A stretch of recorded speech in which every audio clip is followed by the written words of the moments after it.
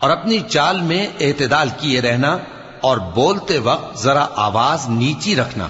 کیونکہ بہت اونچی آواز گدھوں کی سی ہے اور کچھ شک نہیں کہ سب سے بری آواز گدھوں کی ہوتی ہے۔ کیا تم نے نہیں دیکھا کہ جو کچھ آسمانوں میں اور جو کچھ زمین میں ہے سب کو اللہ نے تمہارے قابو میں کر دیا ہے، اور تم پر اپنی ظاہری اور باطنی نعمتیں پوری کر دی ہیں؟